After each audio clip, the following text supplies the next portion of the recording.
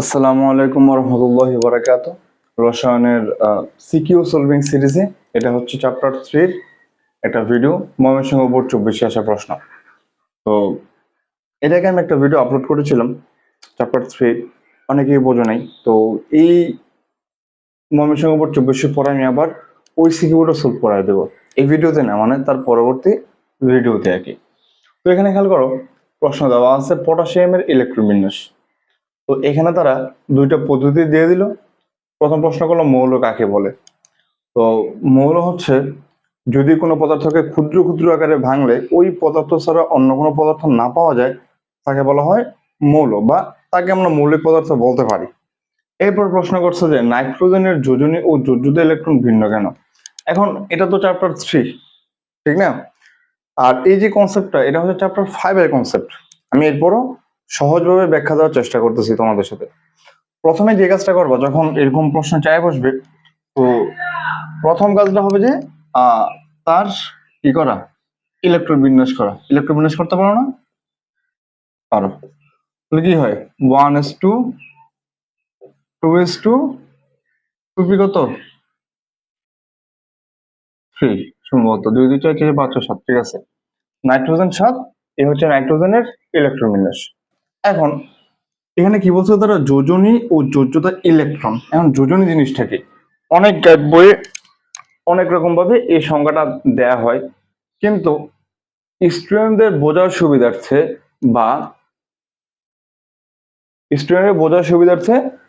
আরেকটা থিওরি দেওয়া যায় বা সংজ্ঞা দেওয়া যায়, সেটা হচ্ছে যে কোনো মৌলের সর্ববহিস্থ কক্ষপথে যত সংখ্যক বিজোড় ইলেকট্রন থাকে তাকে বলা হয় ওই মৌলের যোজনী, এটা বলা যায়, ঠিক আছে। এখন তোমরা জানো যে এসে একটা গড় থাকে, পিতে 3টা, ডিতে 5টা, আর এফে কয়টা, 7টা।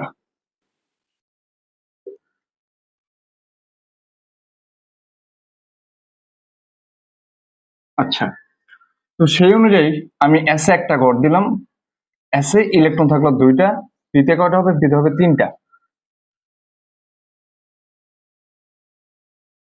এখন তোমরা আমার বলো তো, যে এই যে পিতে 3টে ইলেকট্রন আছে, আমি একটু আগে সংজ্ঞা কি বলছিলাম,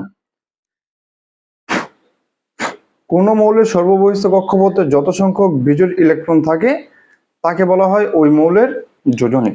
এখন যত সংখ্যক বিজোড় ইলেকট্রন, এখানে বিজোড় ইলেকট্রন কয়টা আছে, এই 3টে আছে না? তাহলে আমরা বলতে পারি যে নাইট্রোজেনের যোজনী কত, 3। এখন প্রশ্ন হচ্ছে যে যোজ্যত ইলেকট্রন কি, কোন মৌলের সর্ববহিস্থ কক্ষপথে যত সংখ্যক ইলেকট্রন থাকে। কথাটা কি, যত সংখ্যক, এখানে না জোড় না বিজোড়। তাহলে যত সংখ্যক বলতে গেলে এই 2s2 আর 2p3 এই দুইটা মিলাইয়া ইলেকট্রন আছে কয়টা, 5টা। তাহলে নাইট্রোজেনের যোজ্যতা ইলেকট্রন কয়টা আছে, 5টা। আর নাইট্রোজেনের যোজনী কত, 3।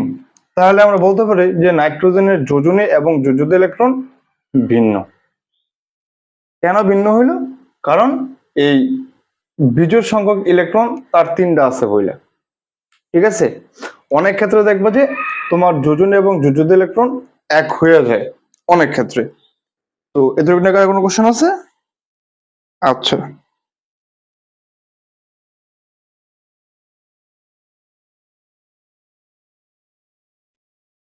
তাহলে সংজ্ঞা অনুসারে তার যোজনী 3, আর যোজ্যতা ইলেকট্রনের নিয়ম অনুযায়ী তার যোজ্যতা ইলেকট্রন 5 গেল। এটা গ নাম্বার প্রশ্ন করছে যে উদ্দীপকের মৌলটার পটাশিয়াম ছিল, যোজ্যতা ইলেকট্রনের কৌণিক ভরবেগ নির্ণয় করো। আচ্ছা, তো কৌণিক ভরবেগের ক্ষেত্রে সূত্রটা কি,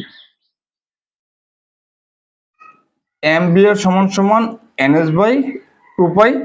আমরা জানি পটাশিয়ামের সর্বশেষ যে কক্ষপথ কত, কক্ষপথ কক্ষপথ হচ্ছে 4, কক্ষপথ কত 4, এখানে এন এর মান হচ্ছে 4, এইচ এর মান কত 6.626 ইন্টু 10⁻−34, পাই এর মান কত 3.1416, এখন তুমি যদি মান বসাও 4 × 6.626 ইন্টু 10⁻⁻34/2 ইন্টু 3.1416, এই পুরোটা হিসেব করলে মান দাঁড়ায় 4.22 ইন্টু 10⁻⁻34 জুল সেকেন্ড। এ হচ্ছে গয়ের উত্তর। এতটুকু নিয়ে একা কোনো কোশ্চেন থাকার কথা না। পরে গতে কোশ্চেন করছে ইলেকট্রন বিন্যাসে কোন পদ্ধতিটি সঠিক ব্যাখ্যা করো। আচ্ছা, এখন এখানে অনেক তো বাংলা ভাষা আছে, এটারে যদি একটু সহজ করে বলতে চাই, আমরা জানি আফবাউ নীতি অনুযায়ী, কার নীতি অনুযায়ী?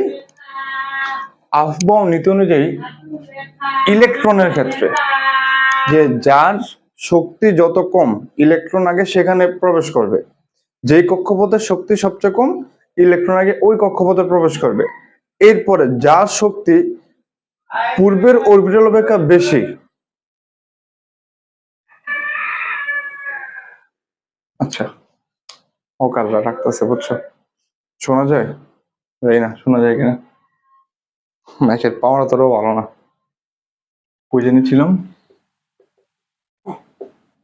ও আচ্ছা, আফবাউ নীতি অনুযায়ী ইলেকট্রন বিন্যাসের ক্ষেত্রে যে অরবিটালের শক্তি কম সেখানে ইলেকট্রন আগে প্রবেশ করবে, তারপর যেই অরবিটালের শক্তি বেশি সেই কক্ষপথে ইলেকট্রন বা সেই অরবিটাল ইলেকট্রন পরে প্রবেশ করবে। এখন এটা এইভাবে বলা যায় যে যেখানে n+l এর মান কম ইলেকট্রন আগে সেখানে যাবে, আর n+l এর মান যেখানে বেশি সেখানে পরে যাবে। এখানে আরেকটা নীতি মাথায় রাখবা, সেটা হচ্ছে যদি সর্বনিম্ন এবং সর্বোচ্চ দুইটা অরবিটালের মধ্যে দেখা যায় যে বড় যেই অরবিটাল তার মান কম, শক্তির মান কম, এবং ছোট যে অরবিটাল তার শক্তির মান বেশি, তাহলে কিন্তু ওই বেশি অপেক্ষা কমের দিকে আগে ইলেকট্রনটা চলে যাবে। কথা একটু কেমন জানি লাগতেছে না? এখানে একটু খেয়াল করো। আচ্ছা, তোমাদের অনেকে গাইড বইতে লেখা দেখলাম এটা হচ্ছে প্রধান কোয়ান্টাম সংখ্যা, এটা হচ্ছে সহকারী কোয়ান্টাম সংখ্যা। এত কিছু মাথায় ভেবে লাভ নাই, তোমরা মাথায় রাখো তোমার এখানে যে পদ্ধতি নাম্বার 1, এখানে খেয়াল করো 3p3d দিছে তারা, তাহলে আসো 3p3d, আর পরেরটা দিয়েছে 4s।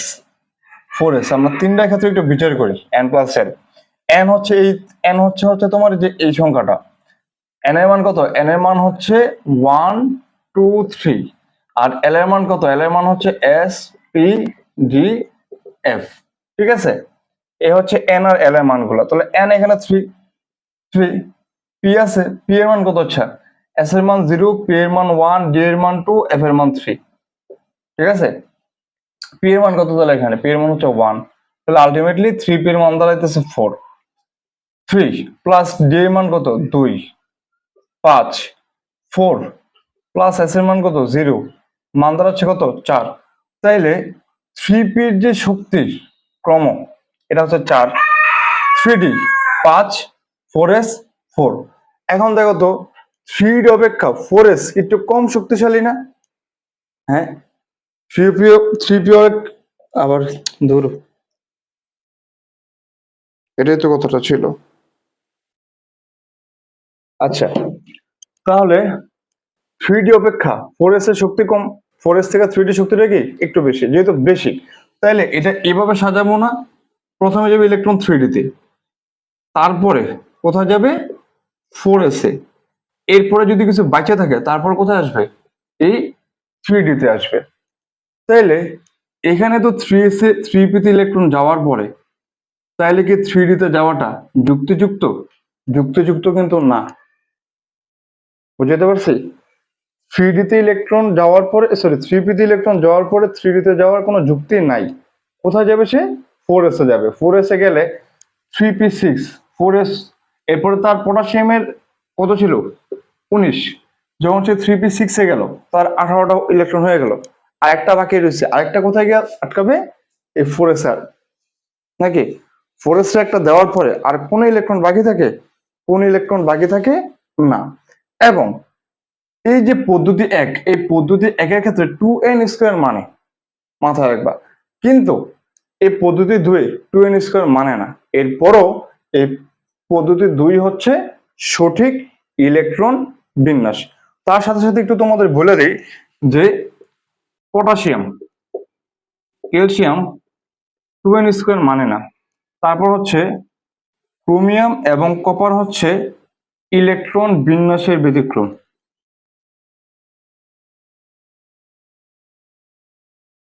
এখানে আমি আরেকটা একটু পড়াই দিই, যেখানে আমি একটা নিচ্ছি আর কি, বুঝছো? এই যে দিনাজপুর বোর্ড 24-এ দেখো তোমরা, এখানে দুইটা অরবিটাল দেওয়া আছে। এখানে তোমার রুবিডিয়ামকে খাদ্য তো কেন বলা হয়, এটা না হলে আমরা অন্য কোনো বোর্ডে ব্যাখ্যা দিয়ে দেবো, অন্য কোনো সময় ব্যাখ্যা দিয়ে দেবো আপাতত বাতিক। যেটার কারণে আমি এটা নিলাম সেটা হচ্ছে যে এই যে দুটো অরবিটাল, এখানে একটা হচ্ছে রাদারফোর্ড আর একটা বোর মডেল। তো এই সমস্ত সিকিউ সলভ আমি না করলেও তোমরা পারবা, ঠিক আছে? এটা তোমাদের জন্য ছেড়ে দিছি, এগুলো আমি করাবো না। এই কারণে একটু বলে দিই কথাগুলো, যে এ আর বি যত এখন রাদারফোর্ড আর বোর মডেল, এবং তাদের কি বলছে যে কোনটি অধিক উপযোগী, তখন এই দুটোরে না মানে মিনিমাইজ করে তোমরা আনসার করবে, যে তোমরা তো জানো কোনটা বেশি উপযোগী। তো তোমরা তোমাদের কথা অনুযায়ী, তোমাদের ভাষা অনুযায়ী আনসার করবে এটারে। কয়েকবার পড়লে দেখবে এটা পারবা। আর আমি অলরেডি বেসিক যে কনসেপ্ট আছে, বেসিক কনসেপ্টে আমি কিছু কিছু ম্যাথ সলভ করে ফেলছি এই অধ্যায়ের। আগে 2 বছর আগের ভিডিও ছিল ওগুলা। আর আমার যদি কথাবার্তা জড়তা থেকে থাকে, প্লিজ ক্ষমাসুন্দর দৃষ্টিতে দেখবা, আর আমার জন্য দোয়া করবা, ঠিক আছে? যেন আমি তোমাদের ভালোভাবে পড়াইতে পারি। দেখা হচ্ছে পরবর্তী ভিডিওতে। টিল দেন, আসসালামু আলাইকুম।